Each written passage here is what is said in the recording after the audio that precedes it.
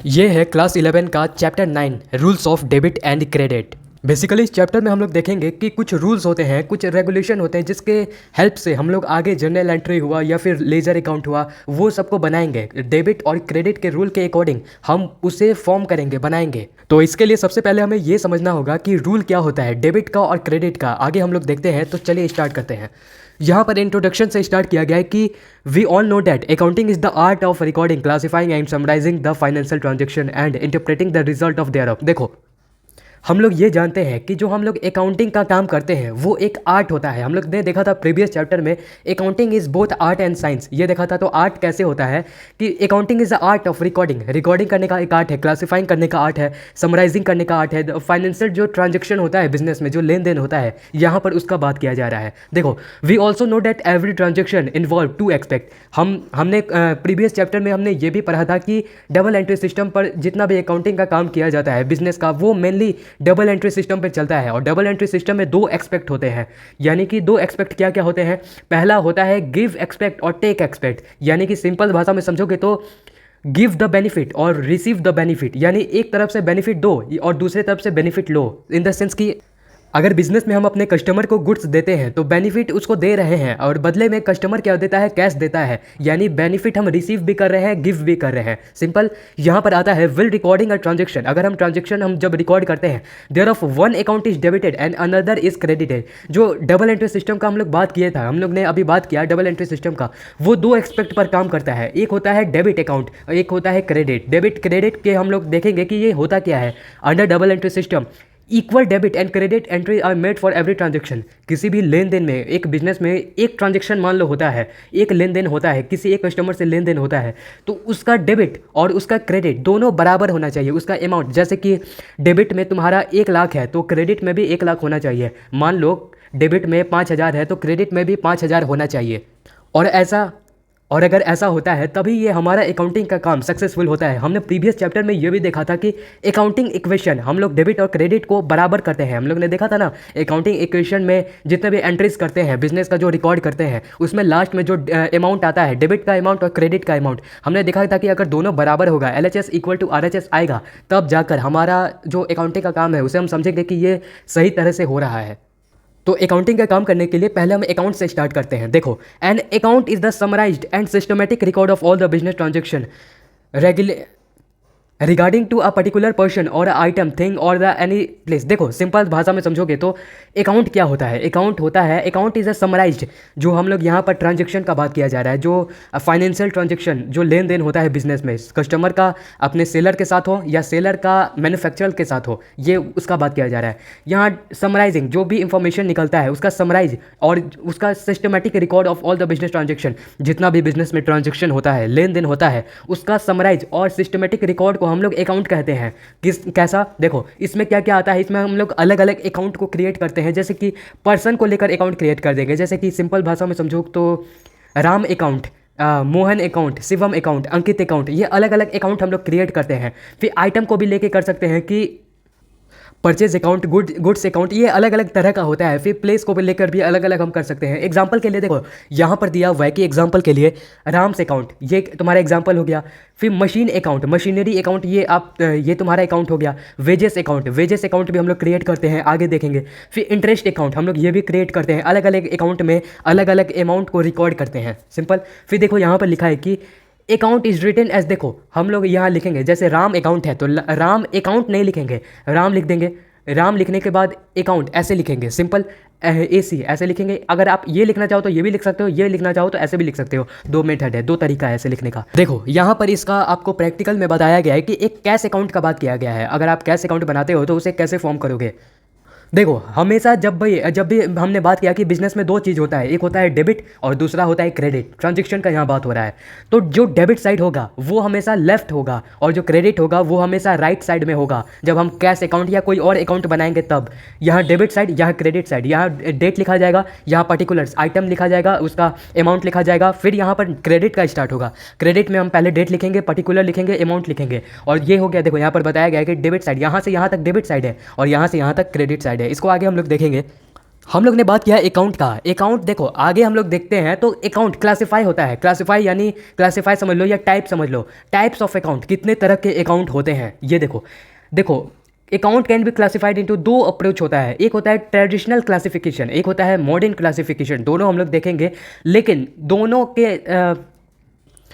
दोनों के करने का तरीका लगभग लगभग सिमिलर है, लेकिन कुछ रूल्स के कारण ये दोनों अलग हो जाता है। ट्रेडिशनल क्लासिफिकेशन, एक होता है मॉडर्न क्लासिफिकेशन। देखो पहला हम लोग देखते हैं ट्रेडिशनल क्लासिफिकेशन क्या होता है, इसमें क्या रूल होता है, कैसे इसे बनाया जाता है।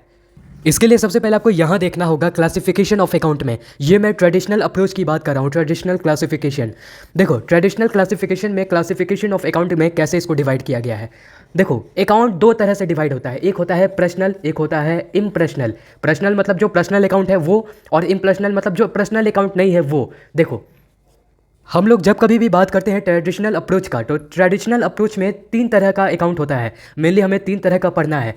एक है हमारा पर्सनल अकाउंट, ये याद रखना, एक है हमारा पर्सनल अकाउंट, एक है हमारा रियल अकाउंट, एक है हमारा नॉमिनल अकाउंट। तीन तरह का अकाउंट होता है और इसी के बेस पर आगे हमें बताया गया है कि इसमें क्या क्या डिवीज़न होते हैं। देखो जब कभी हम पर्सनल अकाउंट का बात करते हैं तो पर्सनल अकाउंट से आप समझ लो कि किसी पर्सन का बात हो रहा है, किसी पर्सन का बात हो रहा है, चाहे वो आर्टिफिशियल पर्सन हो या नेचुरल पर्सन हो, कोई भी पर्सन हो, लेकिन यहाँ पर किसी व्यक्ति का बात किया जा रहा है, पर्सन का। उससे आप समझ सकते हो रियल अकाउंट में आप टेंजिबल इंटेंजिबल देखते हो, और नॉमिनल अकाउंट में जब कभी भी देखोगे तो आप हमेशा बिजनेस के एक्सपेंसेस यानी खर्चा या फिर लॉस उसके बारे में देखोगे, नहीं तो इनकम या फिर गेन, ये इसके बारे में देखोगे। सिंपल।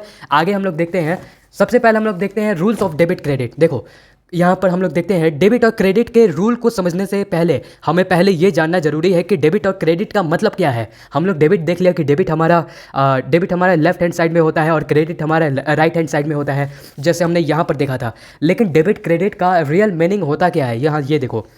डेबिट का मतलब है कि किसी अकाउंट से पैसा निकालना या किसी एसेट को बढ़ाना, सिंपल सा मतलब है। और यहाँ पर क्रेडिट का मतलब है कि किसी अकाउंट में पैसा जमा करना या किसी लायबिलिटी को बढ़ाना। आपको सिंपल सा यही समझना है कि एसेट को बढ़ाना या कुछ बिजनेस में या कुछ ऐसे कुछ भी बढ़ता है तो हम उसे डेबिट करेंगे। हमेशा ये याद रखना, कुछ भी बढ़ता है तो हम उसे डेबिट करेंगे।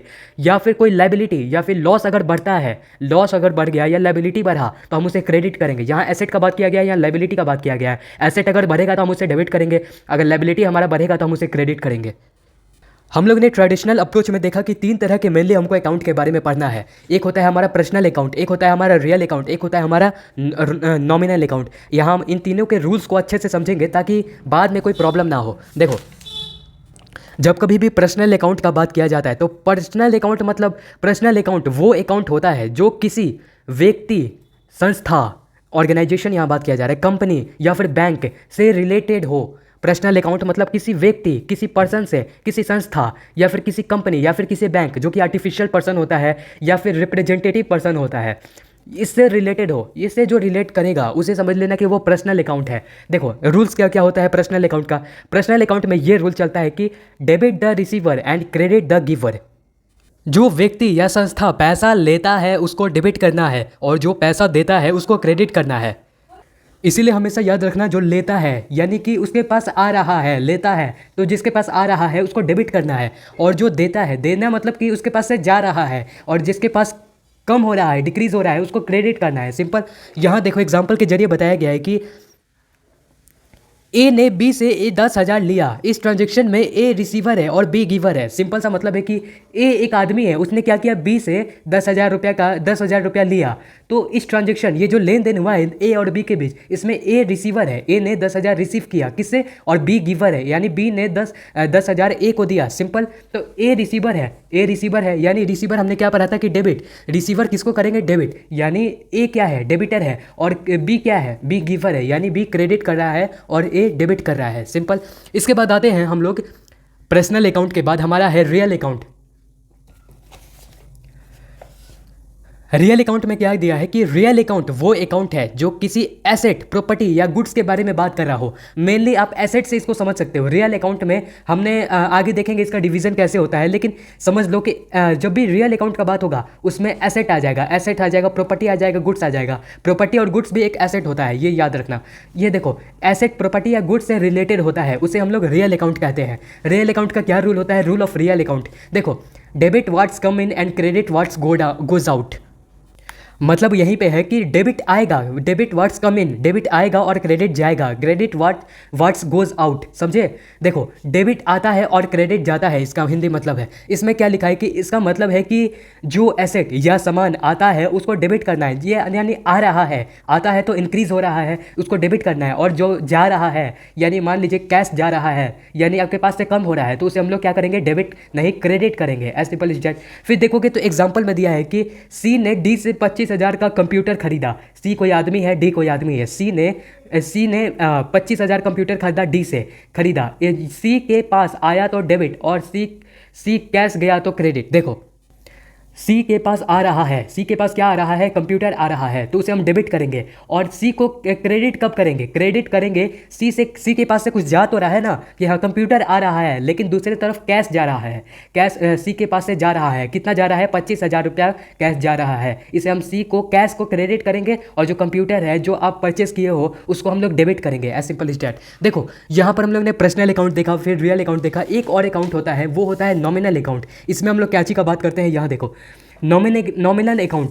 इस अकाउंट में हम लोग क्या किसके बारे में बात करते हैं, जो बिजनेस में इनकम हो रहा है, जो बिजनेस का जो खर्चा है, एक्सपेंसेस है, या बिजनेस का जो लॉस है, या फिर बिजनेस का प्रॉफिट हो रहा है, हम लोग इसके बारे में बात करते हैं नॉमिनल अकाउंट में। ये याद रखना, जब कभी भी इनकम से रिलेटेड, एक्सपेंसेस से, खर्चा से रिलेटेड, लॉस से रिलेटेड या फिर प्रॉफिट से रिलेटेड बात हो तो समझना कि वो नॉमिनल अकाउंट में आता है। नॉमिनल अकाउंट का क्या रूल होता है, देखो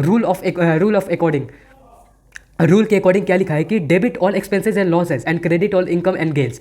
डेबिट हम करेंगे एक्सपेंसेस, जो हमारा खर्चा है और जो हमें नुकसान हो रहा है, लॉसेस हो रहा है, उसको हम लोग डेबिट कर देंगे। और जो हमारा इनकम है या फिर जो गेन है उसको हम लोग क्रेडिट कर देंगे। As simple is that. ये रूल आप याद रखना, जो भी खर्चा है या फिर लॉस हो रहा है तो उसको हम डेबिट कर देंगे, और जो इनकम है या फिर गेन है उसको हम लोग क्रेडिट कर देंगे।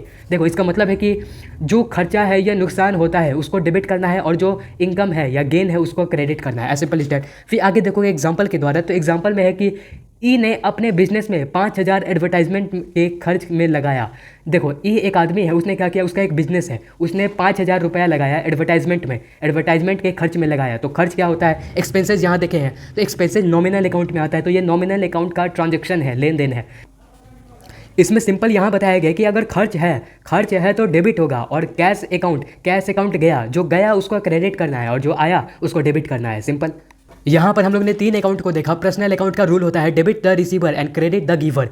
यहाँ हमने देखा कि रियल अकाउंट में डेबिट व्हाट्स कम इन और क्रेडिट व्हाट्स गोज आउट। फिर हम लोग ने देखा नॉमिनल अकाउंट में है कि debit all expenses and losses, और एक है हमारा credit all income and gains. इसके बाद हम लोग देखते हैं थोड़ा बुक के अकॉर्डिंग। बुक में क्या दिया है कि देखो हम लोग ने बात किया था यहाँ पर पर्सनल अकाउंट का, रियल अकाउंट का और नॉमिनल अकाउंट का। पहले पर्सनल अकाउंट में देखते हैं हम लोग ने क्या क्या देखा। देखो पर्सनल अकाउंट में क्या होता है, पर्सनल अकाउंट ऐसे रिलेट करता है। देखो पर्सनल अकाउंट में हम जब कभी भी बात करेंगे तो किसी पर्सन के बारे में बात करेंगे, पर्सन के बारे में, किसी फॉर्म के बारे में, किसी बिजनेस के बारे में बात करेंगे, या फिर किसी कंपनी के बारे में बात करेंगे, तो वो पर्सनल अकाउंट में आ जाता है। देखो पर्सन तो क्या होता है, एक नेचुरल पर्सन होता है, लेकिन फॉर्म हो गया, कंपनी हो गया, ये पर्सन तो होता है लेकिन आर्टिफिशियल पर्सन होता है। हमने देखा था कि देखो बिजनेस अलग होता है और उसका ओनर अलग होता है। ओनर हो गया वो एक अलग पर्सन है जिसको हम लोग पर्सनल अकाउंट में उसको भी नोट करेंगे, लेकिन जो बिजनेस है या फिर कंपनी है उसको हम लोग एक अलग पर्सन के तौर पर ट्रीट करते हैं। इसीलिए ये भी एक पर्सन हो गया, लेकिन ये नेचुरल हो गया, ये आर्टिफिशियल हो गया, यानी कि बनावटी हो गया। इसके हिसाब से देखोगे तो पर्सन कितने टाइप का होता है, एक होता है नेचुरल पर्सन, एक होता है आर्टिफिशियल, एक होता है रिप्रेजेंटेटिव। यानी कि यहाँ पर नेचुरल पर्सन से मतलब है कि कोई ह्यूमन बीइंग का बात किया जा रहा है। जैसे कि हम लोग नेचुरल पर्सन में अगर अकाउंट बनाएंगे तो संजीव अकाउंट बनाएंगे, सीताज अकाउंट बनाएंगे, मोहन अकाउंट बनाएंगे, अंकित अकाउंट बनाएंगे, ऐसे अकाउंट बना सकते हैं। लेकिन अगर हम आर्टिफिशियल पर्सन की बात करें तो आर्टिफिशियल पर्सन में आता है अगर किसी कंपनी का बात हो, company is treated as the artificial person. कोई भी कंपनी का बात हो या फिर बिजनेस का बात हो, जिसे हम लोग ने देखा कि वो आर्टिफिशियल पर्सन होता है, उसे सिर्फ मान्यता मिला है एक पर्सन होने का, लेकिन असल में वो पर्सन नहीं है, ये याद रखना। एक होता है representative person account, personal account. Representative मतलब होता है कि आप वर्ड से समझ सकते हो कि रिप्रेजेंटेटिव मतलब पर्सन, कोई आदमी, कोई व्यक्ति है तो नहीं, लेकिन बस उसको रिप्रेजेंट कर रहा है। इसका एग्जांपल क्या हो सकता है कि जैसे देखो पर्सनल देखो रिप्रेजेंटेटिव पर्सनल अकाउंट का एग्जांपल है यहाँ पर आपका आउटस्टैंडिंग वेजेस। आउटस्टैंडिंग वेजेस यानी कि जो बकाया का आपका वेजेस है ये किसको रिप्रेजेंट कर रहा है, ये उन एम्प्लॉय को रिप्रेजेंट कर रहा है। फिर आउटस्टैंडिंग सैलरी ये भी एम्प्लॉय को रिप्रेजेंट कर रहा है। एक्रूअल इंटरेस्ट यानी कि एक्रूअल इंटरेस्ट क्या कर रहा है, किसी आदमी को रिप्रेजेंट कर रहा है आदमी नहीं लेकिन आदमी को रिप्रेजेंट कर रहा है। इसे हम लोग इसीलिए हम लोग इसे एक पर्सनल अकाउंट के अंदर इसे डाल देते हैं। देखो इसके बाद आता है हमारा रियल अकाउंट। पर्सनल देख लिया हमने, पर्सनल क्या होता है। उसके बाद आता है रियल अकाउंट। रियल अकाउंट में हमने क्या दिखा था कि रियल अकाउंट जिस किसी बिजनेस में अगर एसेट से बात हो, अगर एसेट से बात हो या फिर तुम्हारा एसेट हो गया, प्रॉपर्टी हो गया, फिर गुड्स हो गया, स्टॉक हो गया, अगर इससे रिलेटेड बात हो तो समझ लेना कि वहाँ पर रियल अकाउंट आ रहा है। रियल अकाउंट हमेशा संपत्ति से रिलेटेड होता है। देखो रियल अकाउंट कितने टाइप का होता है। टेंजिबल रियल एसेट हम एक होता है इंटेंजिबल। टेंजिबल इंटेंजिबल हमने पढ़ा था कि टेंजिबल देखो यहाँ पे टाइप्स ऑफ रियल अकाउंट में है टेंजिबल रियल अकाउंट। टेंजिबल मतलब क्या होता है कि कैन बी टच, ऐसा अकाउंट जिसको हम लोग टच कर सकते हैं, वो हमारा टेंजिबल में आ गया। एग्जांपल के लिए तुम देख लो कि ब्राउज गुड्स, देखो कैश अकाउंट है उसको हम लोग टच कर सकते हैं। हमारा मशीनरी अकाउंट है यानी कि जो मशीन होता है, फर्नीचर होता है, जो इक्विपमेंट होता है उसको हम लोग टच कर सकते हैं, उसको हम लोग टेंजिबल कर सकते हैं, टेंजिबल रियल अकाउंट कहते हैं। क्यों, देखो ये सब जो भी मैं बता रहा हूँ कैश अकाउंट, मशीनरी अकाउंट, ये सब क्या है, ये सब एक एसेट होता है बिजनेस के लिए और उसके अंदर आता है टेंजिबल इंटेंजिबल में, वो तो हम लोग बाद में बांट देते हैं। लेकिन ये जो है ये एसेट है जिसको हम लोग टच कर सकते हैं और जिसको हम लोग टच नहीं कर सकते हैं लेकिन वो एसेट है, उसे क्या कहेंगे। देखो कोई कंपनी का गुडविल है यानी मान प्रतिष्ठा वो सब है आपका, तो वो भी आपका एसेट कहलाता है, हमने देखा था। तो गुडविल क्या है, उसको हम लोग टच नहीं कर सकते, बस फील कर सकते हैं, महसूस कर सकते हैं, इसीलिए गुडविल क्या हुआ, एसेट हुआ, लेकिन वो इंटेंजिबल है यानी फील कर सकते हैं बस टच नहीं कर सकते हैं। पेटेंट हुआ, अगर कोई प्रोडक्ट का या कोई नाम का पेटेंट करा लेते हो तो वो एक हो गया। फिर कॉपीराइट हो गया। कॉपीराइट यानी कि जो आप प्रोडक्ट तैयार किए हो उसे कोई और यूज़ नहीं कर सकता। कॉपीराइट मतलब कि उसे आप एसेट है आपका, लेकिन आप उस एसेट को बस फील कर सकते हो कि हाँ मेरा कॉपीराइट का एसेट ये है बस। देखो real account are now called asset account. अगर आप रियल अकाउंट का बात करोगे तो रियल अकाउंट में हमेशा एसेट के बारे में बात होगा, इसीलिए एसेट अकाउंट इसे कह सकते हैं आप। रियल अकाउंट को हम लोग एसेट अकाउंट भी कहते हैं।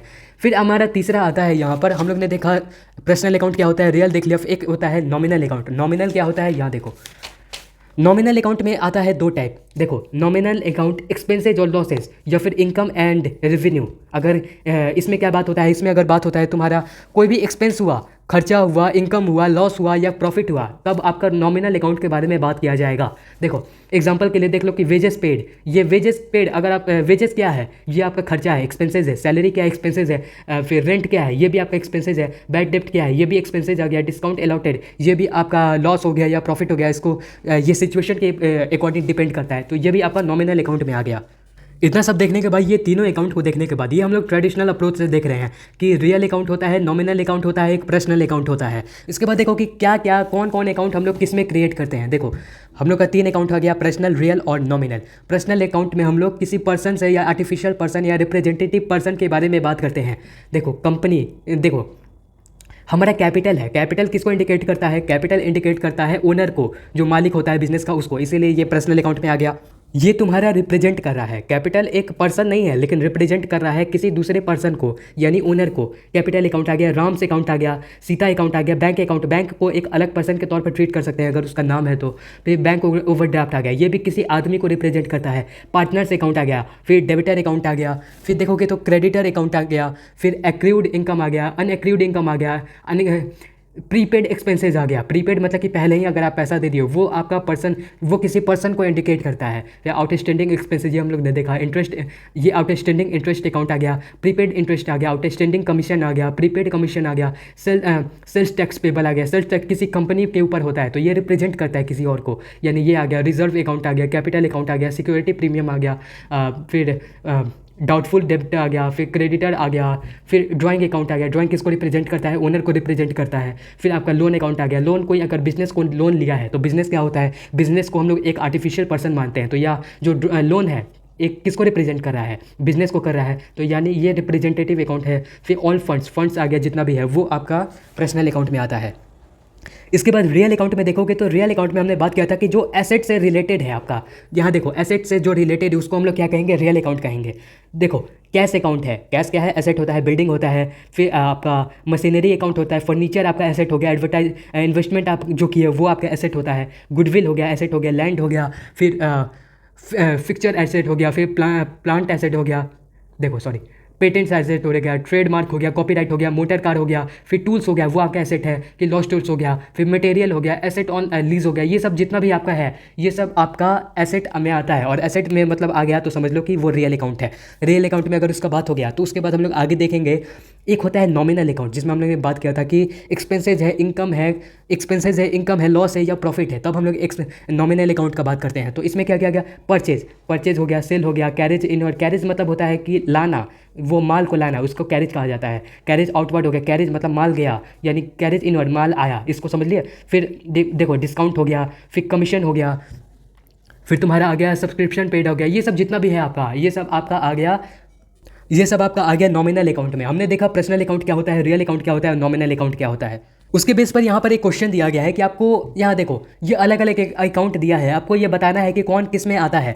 कैश अकाउंट है तो कैश अकाउंट हमने क्या पढ़ा था कि कैश क्या होता है, एक एसेट होता है बिजनेस का, तो कैश आ गया तुम्हारा रियल अकाउंट में आ गया। फिर स्टॉक है तो स्टॉक क्या होता है तुम्हारा, तो स्टॉक भी तुम्हारा रियल अकाउंट में आ गया। फिर बैंक है तो बैंक को हम लोग एक पर्सन के तौर पर ट्रीट करते हैं, आर्टिफिशियल पर्सन, यानी कि वो पर्सनल अकाउंट में आ गया। कैपिटल है तो कैपिटल तुम्हारे किस में आएगा, कैपिटल तुम्हारा आएगा पर्सनल में। क्यों आएगा कि पर्सनल अकाउंट में कैपिटल इसलिए आएगा क्योंकि वो कैपिटल एक पर्सन तो नहीं है, पर्सनल अकाउंट में कोई पर्सन तो नहीं है, लेकिन वो किसी पर्सन को रिप्रेजेंट कर रहा है, किसी पर्सन को दर्शा रहा है। कैपिटल किसको दर्शा रहा है, ओनर को दर्शा रहा है, ओनर को, जो मालिक है बिजनेस का उसको दर्शा रहा है कैपिटल, इसीलिए ये पर्सनल अकाउंट में आ गया। वैसे ही आप लोग देखोगे ये बहुत सारा दिया है, इसके बेस पर आप लोग इसको सॉल्व कर सकते हो कि कौन कौन अकाउंट है। जैसे हम लोगों ने यहाँ पर उसका आंसर दिया है, कैश अकाउंट तुम्हारा रियल हो गया, बैंक अकाउंट तुम्हारा पर्सनल हो गया, वैसे ही गुडविल अकाउंट तुम्हारा रियल हो गया, फिर सैलरी अकाउंट है वो नॉमिनल हो गया। ऐसे ही बहुत सारे एग्जाम्पल दिया है। देखो यहाँ पर बहुत अच्छा एक क्वेश्चन दिया गया है कि give the name of the account, personal, nominal या फिर रियल। यहाँ पर आपका बात किया गया है कि जो ट्रांजेक्शन हुआ है, ये बिजनेस स्टार्ट विथ कैश, फिर डिपॉजिट इनटू बैंक, जो भी बिजनेस में ये लेन देन हुआ है, ट्रांजेक्शन हुआ है, पैसों का अदल बदल, लेना देना जो भी हुआ है, उसको आपको बताना है कि कौन किस अकाउंट में आता है। देखो स्टार्टिंग बिजनेस विथ कैश, देखो यहाँ पर इसका आंसर दिया है कि अगर बिजनेस को हम लोग कैश से अकाउंट करते हैं, कैश से स्टार्ट करते हैं, तो इसमें कौन कौन सा अकाउंट का पॉसिबिलिटी है कि वो ओपन हो सकता है। पहला है कि हमारा कैश अकाउंट खुलेगा, और तो दूसरा है starting business with cash.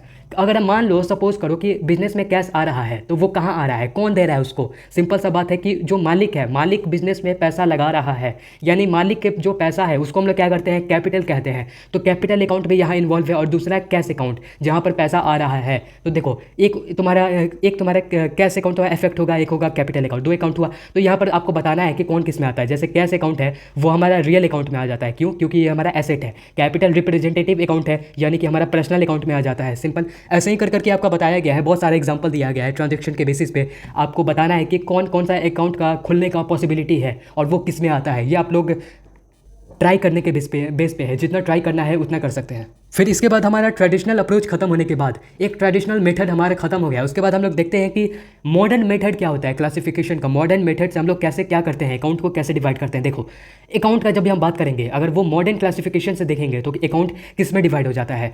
Asset account में एक होता है liability account, capital account, expenses account, एक होता है रेवेन्यू अकाउंट। देखो जब हम लोग ने यहाँ पर देखा था, तो देखो यहाँ पर जब भी हम लोग देखा था ट्रेडिशनल अप्रोच से, ट्रेडिशनल क्लासिफिकेशन से, तो ट्रेडिशनल में हमारा तीन तरह का आता है। ट्रेडिशनल में हमारा पर्सनल आता है, रियल आता है और एक नॉमिनल आता है। ये तीनों हम लोगों ने देखा।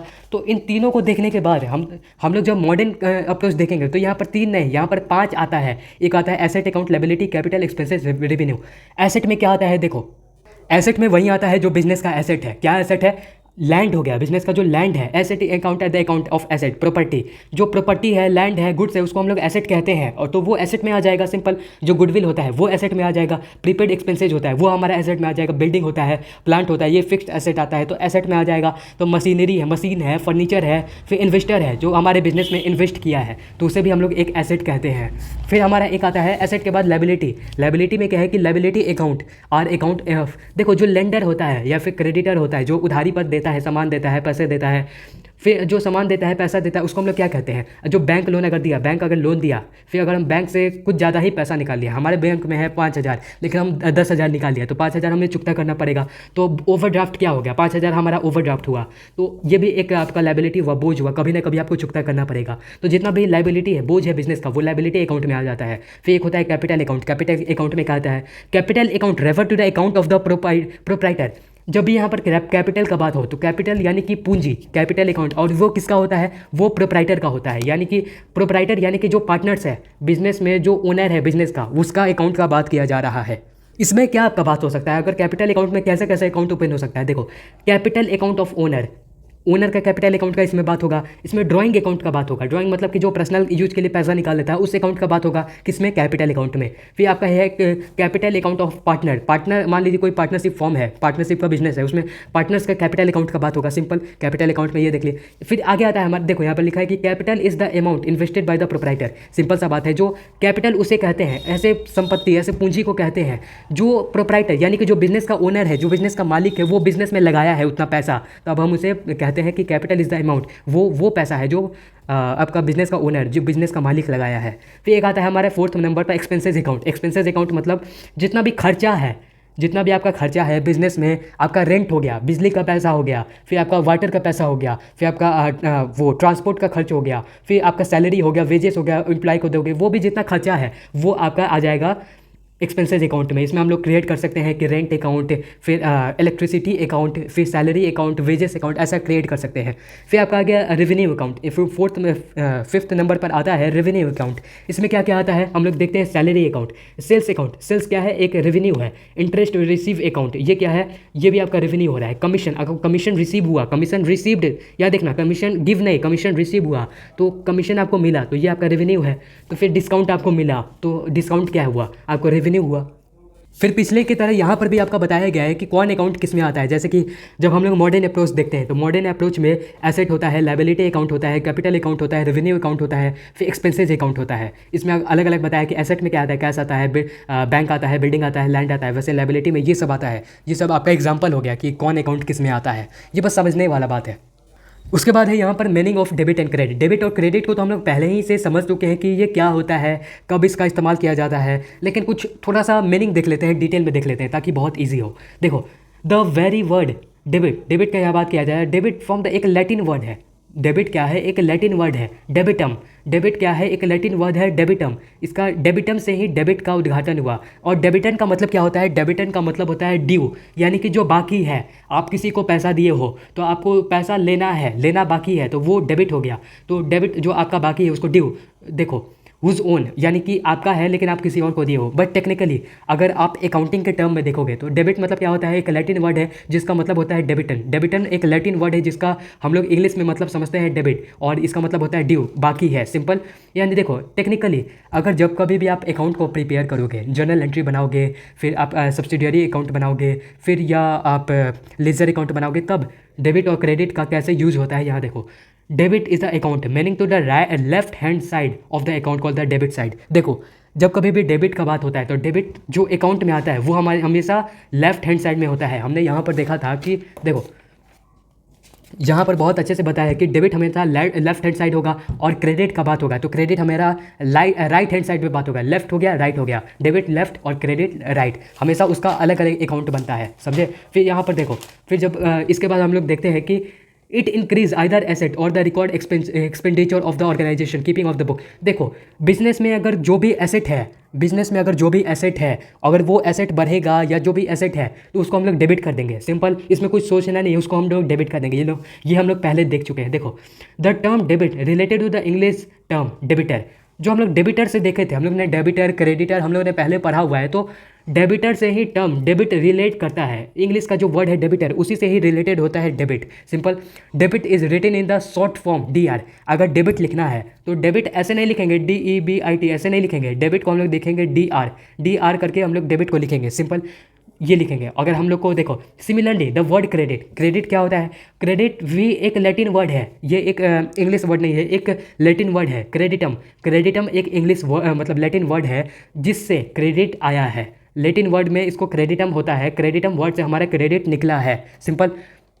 आप इसे क्रेडिटम भी कह सकते हो, क्रेडिटर भी कह सकते हो, ये लैटिन वर्ड है क्रेडिटम या फिर क्रेडिटर सिंपल। फिर विच रिविल ड्यू टू डैट, यानी कि उस पर बाकी है, सिंपल। फिर बट अदर क्रेडिट अकाउंट का मतलब होता है, अगर आप क्रेडिट अकाउंट का बात करोगे तो वो हमेशा राइट हैंड साइड में होगा, जो डेबिट होता है वो लेफ्ट हैंड में होगा, जो राइट साइड में होगा वो क्रेडिट होगा। यहाँ देख लिए। फिर यहाँ पर देखो, यहाँ पर कुछ लिखा हुआ है कि account which is called the credit side. देखो उसे हम लोग क्रेडिट साइड कहेंगे। इन शॉर्ट में समझोगे तो क्रेडिट को जब भी आप लिखोगे, क्रेडिट नहीं लिखोगे, ऐसे नहीं लिखोगे क्रेडिट, आपको सी आर लिखना होगा। डेबिट के लिए डी आर लिखना होगा, वैसे ही क्रेडिट के लिए सी आर लिखना होगा। इसको शॉर्ट फॉर्म में ऐसे लिखा जाता है जब कभी भी अकाउंट को हम लोग किसी भी अकाउंट को बनाते हैं, जनरल एंट्री या सब्सिडियरी बुक, समझे। और इसमें usually credit side show sale income और लायबिलिटी। अगर मान लो कोई बिजनेस में सेल हुआ, इनकम हुआ या लायबिलिटी हुआ, तो आंख बंद करके उसको क्रेडिट कर देना, क्रेडिट कर देना। अगर मान लो बिजनेस का कोई एसेट है तो उसको डेबिट करना है, और अगर मान लो बिजनेस का कोई सेल हो रहा है, इनकम हो रहा है या लायबिलिटी है बिजनेस का, उसको क्रेडिट कर दो आंख बंद करके।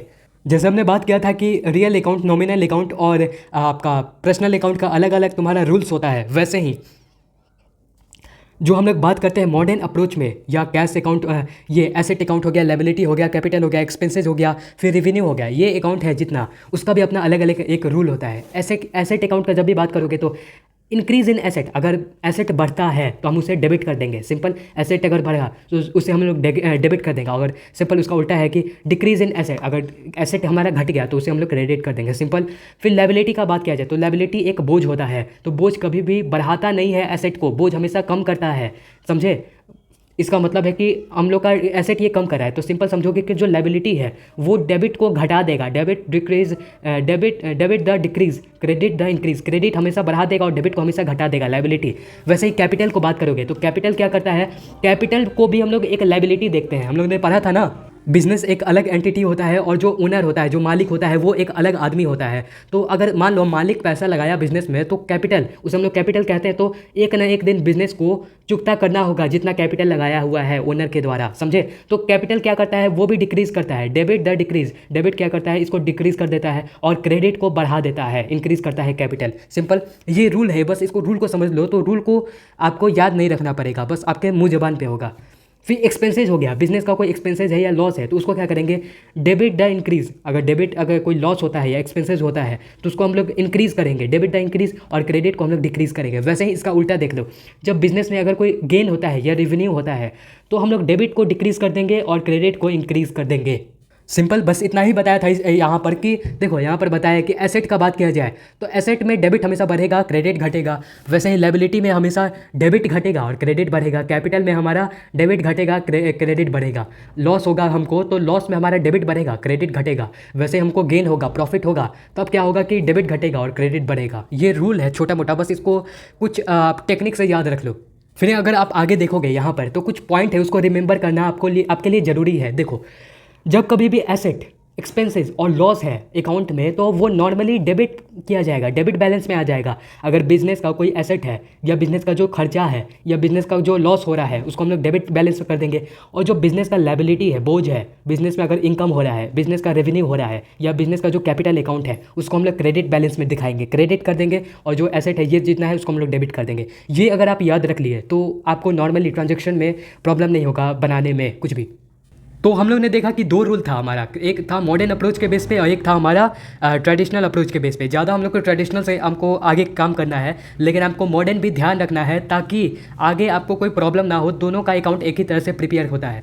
फर्स्ट रिवीजन के लिए यहाँ देख लो कि हमने देखा, सबसे पहले हमने देखा अकाउंट क्या होता है, अकाउंट देखा। फिर हम लोग ने अकाउंट को क्लासिफाई कर दिया, अकाउंट को दो भाग में बांट दिया। एक होता है हमारा ट्रेडिशनल अप्रोच और एक होता है हमारा मॉडर्न अप्रोच। दो अप्रोच में इसको डिवाइड कर दिया। फिर हम लोग ने देखा था कि टाइप्स ऑफ अकाउंट में जब हम लोग ट्रेडिशनल का बात करते हैं तो उसमें हमारा पर्सनल आता है, रियल आता है, नॉमिनल आता है, ये देखा हमने। और देखो, और जब हम लोग मॉडर्न अप्रोच का बात करते हैं, मॉडर्न में 5 आता है। एक आता है हमारा asset account, liability account, capital account, expenses या फिर लॉस अकाउंट, फिर आपका आ गया रेवेन्यू या फिर गेन अकाउंट। ये दोनों एक ही में है, समझे। ये 5 अकाउंट आता है जो हम लोग को मॉडर्न में पढ़ना है और 3 हमारा ट्रेडिशनल का अकाउंट है। ज़्यादा हम लोग को ट्रेडिशनल आगे पढ़ना है, इसी के बेस पर हम लोग को बनाना है आपका अकाउंट जितना भी है, जनरल एंट्री है, सब्सिडियरी है, ये सब। फिर हम लोगों ने गोल्डन रूल के बारे में बात किया। कुछ रूल्स होता है डेबिट करने का या क्रेडिट करने का ट्रेडिशनल अप्रोच में, जिसमें हम लोगों ने देखा कि पर्सनल अकाउंट क्या होता है, रियल अकाउंट क्या होता है, नॉमिनल अकाउंट क्या होता है। इसका रूल्स देखा कि debit the receiver, credit the giver, debit words come in, credit words goes out, expenses और लॉस को हम लोग डेबिट कर देंगे। फिर क्रेडिट को हम लोग और इनकम होगा, अगर गेन होगा तो इसको हम लोग क्रेडिट कर देंगे, नॉमिनल में देखा। फिर देखो, हम लोग ने मॉडर्न में देखा कि ये होता है रूल, एसेट को बढ़ा देगा और क्रेडिट में घटा देगा, एसेट को डेबिट बढ़ा देगा और क्रेडिट घटा देगा। ये हम लोग ने 5 तरह से देखा कि 5 अलग अलग तरीका हो सकता है। तो इतना ही था इस वीडियो में। वीडियो अच्छा लगा हो तो लाइक कर देना। चलिए मिलते हैं नेक्स्ट वीडियो में, तब तक के लिए जय हिंद।